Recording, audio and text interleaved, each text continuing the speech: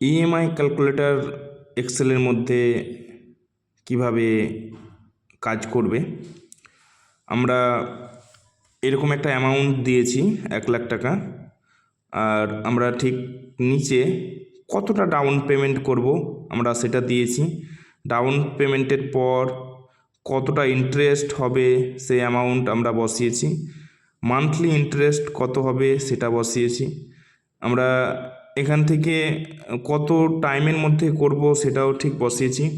এবং আমরা এখান থেকে যে অ্যামাউন্টটা লিখি না কেন, যদি 50,000 লিখি, আমাদের 50,000-এর কত মাসে লাগবে, কত আমাদের অ্যামাউন্ট ডিপোজিট হবে, কত ইন্টারেস্ট লাগছে, সব কিছু বেরিয়ে যাবে।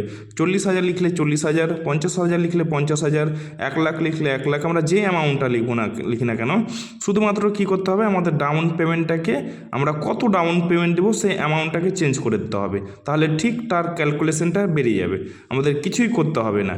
তো এই সিস্টেমটা কিভাবে রেডি করবে, এটা রেডি করার জন্য আমার একটা ফরম্যাট রেডি করা আছে, আমরা সেই ফরম্যাটে দেখাবো। প্রথমে আমি 1,00,000 টাকা অ্যামাউন্ট রেখেছি, আর আমরা ডাউন পেমেন্ট 20,000 টাকা রেখেছি। তারপরে আমরা মোট কত টাকা দিয়ে আমাদের যেটা ইন্টারেস্ট বেরোবে, আমরা কতটা লোন নিচ্ছি সেই অ্যামাউন্টটার উপরেই আমরা বের করব। প্রথমে ওই অ্যামাউন্টটা বের করতে গেলে 1,00,000 টাকা থেকে আমাদের কি করতে হবে, 20,000 টাকা মাইনাস করে দিতে হবে। এটা করতে গেলে প্রথমে ইকুয়াল, তারপরে 1,00,000 টাকার যে সেলের নেম, তারপরে মাইনাস করে দিলে এটা ঠিক আমাদের 80,000 টাকা থেকে আমরা বের করব।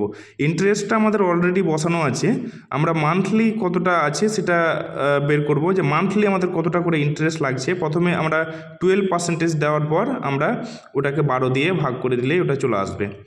এবার এখান থেকে 2 বছরে আমরা একটা ইএমআই করব। তো 2 বছর ইএমআই করলে আমাদের মান্থলি যে আসবে সেটা বের করতে হবে।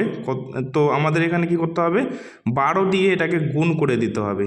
12 দিয়ে গুণ করলেই আমাদের টোটাল কত মাস আছে, 2 বছরের টোটাল কত মাস, সেটা আমাদের এখান থেকে বেরিয়ে যাবে।